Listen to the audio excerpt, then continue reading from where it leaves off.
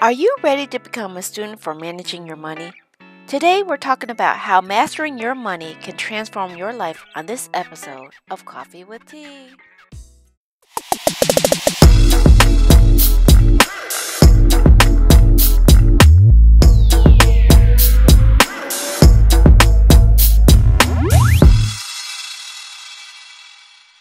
Hello, friends, and welcome to another episode of Coffee with Your Tea. I'm your host, Tanya Tyler, and I'm excited because we have Miss Petrina Dixon on the line today. Welcome, my friend. Hello. I'm so excited to be here. It's excited to connect with you. Thank you. We are going to be talking about money today and how mastering your money can transform your life. But, before we dive into the conversation, I'd like to always turn over the platform to let people know, who are you and what did you do? Or, a little bit about who you are, and really how has this pandemic sort of helped or hurt you? What's going on with you, Ms. Petrina? Sure. So thank you. My name is Petrina Dixon, as you stated. I am a personal finance expert, and I coach people on how to manage their money, to master manage their money so they can live their best life. I am also an international best-selling author. So I'm really excited about that designation as well, or that accomplishment, I should say. And my new book is coming out, It's My Money, which is my trademark brand, which is another thing that I'm proud of, I own in the financial space. So your question of what did the pandemic do for me? So one, I think it gave me a heightened level of appreciation for living life on my own terms and putting things that are priority to me first. And that is my family. I'm spent probably more time, just like others, with my family, and learning that regardless of what happened with my business, anything in life, that unit is the most important in my life in all aspects. On support system, on those that I probably give the hardest time, but those that are always there and will always be there. So a heightened level of appreciation for me because of what I did pre-pandemic, which was travel all the time, being home and savoring the moments of home, sitting at the dinner table, playing board games, like all of that stuff, again, helped me realize the importance of doing those things and being present in that moment. So that's what it did for me from a personal perspective, from a self-care, personal family-oriented perspective, from a self-care perspective, it made me realize that I needed to do things that made me feel good, like whatever that was, right? Because I think oftentimes, even for my family, I would do things that was needed for the family, was needed for work, was needed for the business, was needed for the team, and not thinking about if I don't take care of me, then I can't do all of those other things. So I started to, pay better attention and be intentional about my self-care. And then lastly, for business, it really transformed my business in a way that I'm not saying that bad. What I'm saying is different. Because pre-pandemic in my business, I would go out and facilitate or conduct workshops for businesses, schools, universities, groups, breakfasts, etc. And then it came to a complete stop during the pandemic. And I had to learn to continue what I was doing for the people that I was doing it for in a different way. And that became Zoom. So it was virtual. I started doing a lot of what I did in person virtually. And that was different for me because I thrive in a room. I like to engage the audience. And so it was different, but I had to realize if I wanted to continue doing what I was doing, then I had to adapt to what, the way for which I can deliver what I find to be valuable information to those that needed it. So that I know it's that's everything. That's personal, that's business, and that's me, Petrina, and how I weathered the pandemic, or am weathering the pandemic. Well, I mean, I love it because I said during the pandemic, I think it shifted a lot of people's perspective. And I have to say, for one, we wouldn't have this podcast if it wasn't for the pandemic. So I'm I'm not thankful for the things that people had lost or the lives that we had lost. but I'm thankful it's helping us take a breather and stepping back, Yes. And so, you can find the good and the bad and everything. But I know you talk about finances, and I know this pandemic really was something of an eye opener to those who didn't have some kind of idea of managing their finances. So what would you really, I guess, diving more into the, finances, what's one thing that, maybe people are realizing now and they're coming to you now for their help that maybe they didn't have in place? What are you seeing now as a trend with finances? It's really interesting. And as I strategize with my assistant very often, and we talk through this, is pre-pandemic, a lot of people wanted to know how to budget. They wanted to know how to increase their credit score and all, the fundamentals, which is really my wheelhouse. I love that space. I love to say, when you build a house, you have to have a solid foundation. So, that's where I like to start and then grow from there. But the pandemic made a lot of people realize that if you only have one stream of income and that is taken away, not just with folks that lost their job, but a change in your business and the revenue that's coming in. If you're a restaurant owner, folks not going out to eat. So a lot of people now want to make more streams of income. How can I get money? How can I get money faster? I need to make sure I have a nest egg. So it's more of how do I earn more? And hopefully they'll manage it later, but it's now the ask now is teach me how I can have different streams of income. How can I make my money work for me? How can I earn income passively? So those are the three primary areas that people are asking for and being coached on right now. Right. And so, I mean, you're always have to figure out, I always ask, like, when people find their passion, and you seem very passionate about money. So what was the thing or the catalyst in your life that caused you to say, you know what, I need to really figure out my finances? Or was this something you've always had within you? I mean, do you learn finances or so there are some people who get money and there are some people who just don't. So I was like, was this naturally? No, that was not me. I didn't get it early on. I was not taught it early on. And I worked really hard and I made good money, but I spent it as soon as I got it. And sometimes even before I got it. So no, I wasn't the one that had those, that budget happening and managing my money and great credit young. That was not me. As a matter of fact, I was a full adult with child. So I was a mother of a child when I learned to change my change my mindset about money. Right. And I used to have the notion of having physical things, having things meant I had money, meant I was doing well. If I owned a home, had a car, had nice clothes, that meant that I was doing well. That was a sign of that. I later learned that if those things are taken away and I had to pay my mortgage because I was a homeowner, I had no money saved to do that if I didn't have my job. If my employer missed one direct deposit, I was like really messed up.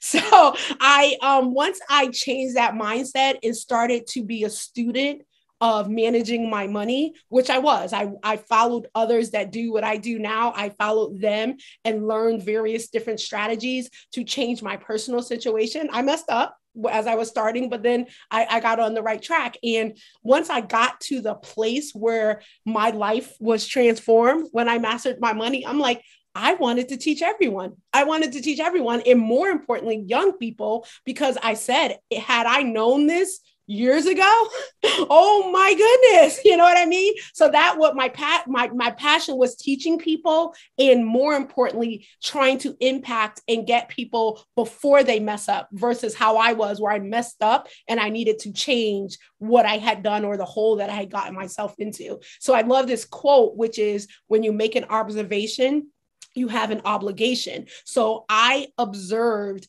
that within schools in my area, that personal finance was not being taught. So I was like, okay, I want to teach people, and I want to teach young people because I want them to get that footing, that right financial footing, so they don't mess up and then need my services to get, to get it fixed. I want to provide the service to them of, here's how you do it right. So, or do it better, or at least informed and equipped with the information, because their final decisions are theirs, but at least they have the information. Unlike I did not have the information. Right, right. I love it. And Miss Petrina, I want to remind everybody that if you're enjoying what she's been dropping, she's already dropped some gems and you're picking them up. Please give us a thumbs up, follow down with a comment below. Let us know how we're doing and stuff like that. Or, maybe have some additional questions that you have for Miss Petrina, because we're going to really dive down to, finances, I have to say, I'm in my 50s and I'm starting to now get, an idea, but you said something in the beginning, as you talked about your transformation, it begins with the mind. So how do you know that, you are ready for a financial makeover here, and then being able to understand that it goes from there? How do you know besides being a debt, but how do you really know that you're ready? Like I said, if you're really ready. Well, you know what, that's an excellent question, because I think that what I call it is the aha moment. I think that happens at different times in people's lives. So it's not a certain age. It's not a certain debt level. It's when you have that realization. For me, the aha moment is when somebody realizes you cannot continue doing the same thing, expecting different results within your finances, unless you do something different. So if you are staying up late at night because you are stressing on how you're paying the mortgage bill or car bill, or if you have enough to pay any bill, like, it's time to shift your mindset.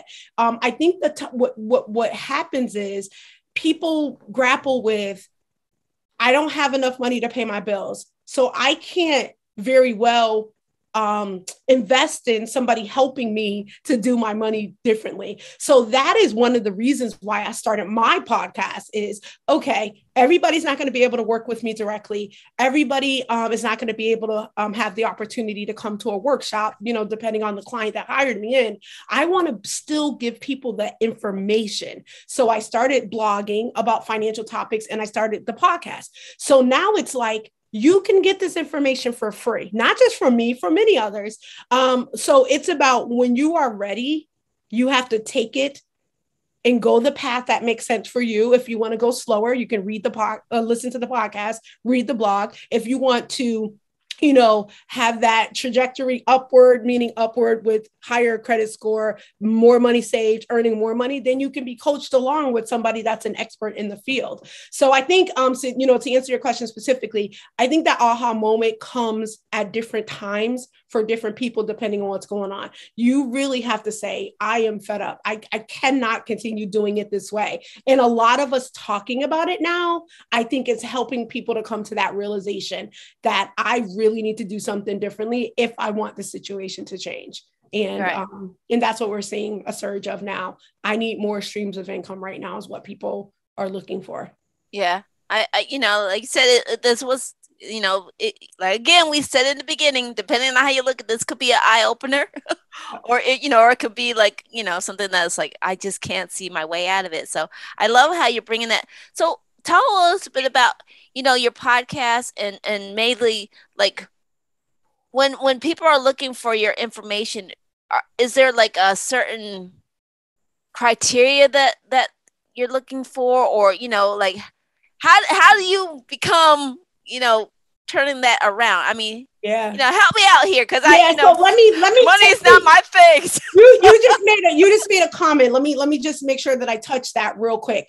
I want everybody listening to know, wherever you are with your finances, if there is opportunity to make an impact, positive impact to it, it's possible. It doesn't matter your age.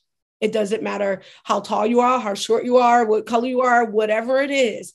Right now, if you really want to do something different with your money, you can. Now, the approach or strategy that may be best for you individually may be different depending on who you work with, what you want to do.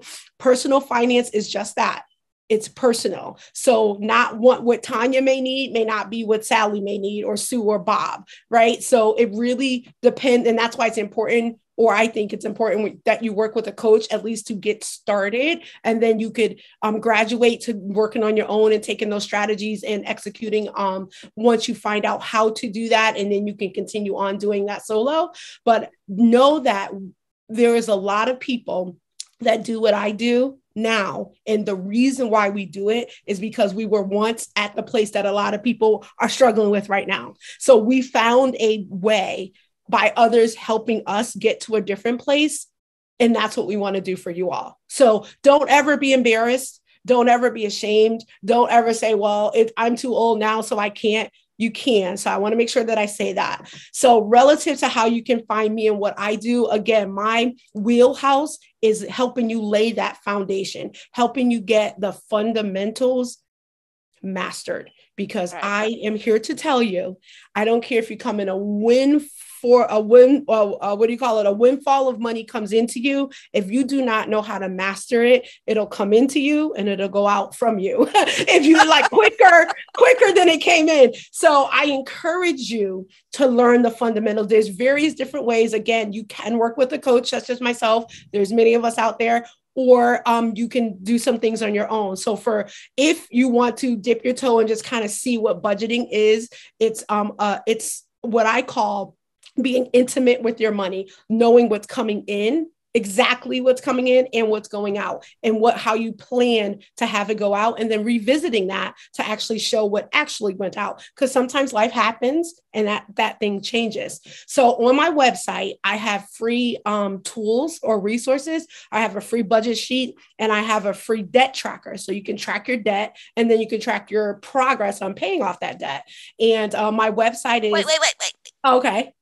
Wait. Before we get there, because I got one more question, and then we're gonna turn it in there. yeah, absolutely. So I want to make sure we clearly understand when they take away from this this interview, and I like how you brought, it doesn't matter where you are, don't be embarrassed. I love that, because finances can be kind of like, I don't want to talk about it. People want to dig their head in the sand, like. Well, what's the one thing you want people to really understand when they hear this interview, if they don't take anything away from what you're saying? What's the one thing you want them to understand before, we close out this segment? Yes, plan for the unexpected. So make sure that you have money set aside in case something happens beyond your control. The loss of a job, the loss of a loved one, medical expenses of your own. You want to make sure that you have at least 6 to 8 months worth of monthly expenses stored away in a savings account, not a checking account. I know their savings accounts are not, you're not earning a lot of interest, but it's better to have it saved and stocked away, not connected to your regular checking account, which I call your operating expenses. So save, pay. I call that pay yourself first, because when life happens, you have to take care of it. So you have to pay you first. Now, wait, one more tip I want to say. And it doesn't matter how much you pay yourself. So for some people, maybe that's $50 a paycheck, $100 a paycheck. For you, it may be 10 or 20, whatever that is. Make sure that amount is consistent so that you can save it, automate it, and forget about it. I love it. And now I want to go in there. Where can people find you, Miss Petrina? Let us know where to look. Yeah. So first I want to say, Tanya, thank you so much for having me on. I've enjoyed this conversation, and where people can find me. So I would love for you to follow me on Instagram. My Instagram is itsmymoney_, ITSMYMONEY_.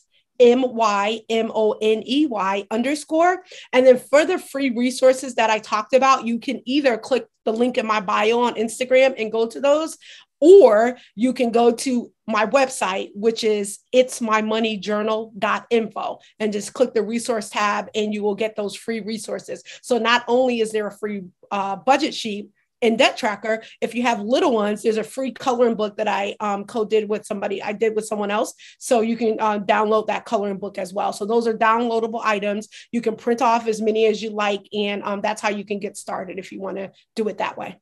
Well, thank you. And where can we find your podcast? You mentioned a Yes. podcast. So my podcast, thanks for asking. My podcast is called The Money Exchange. It is an interview style podcast, just like this.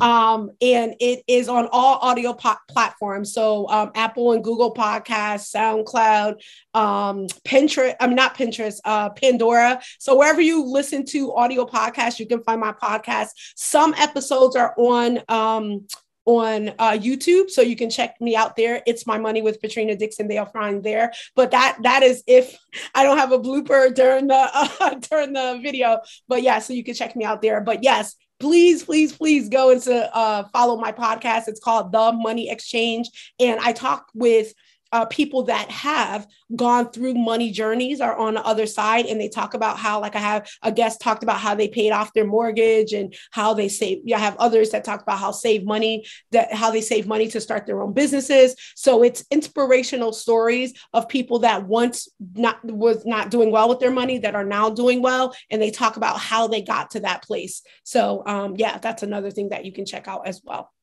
Well, thank you, Miss Petrina. It's always a pleasure. You are such a bundle of joy to talk to. Thank you. You make money sound exciting.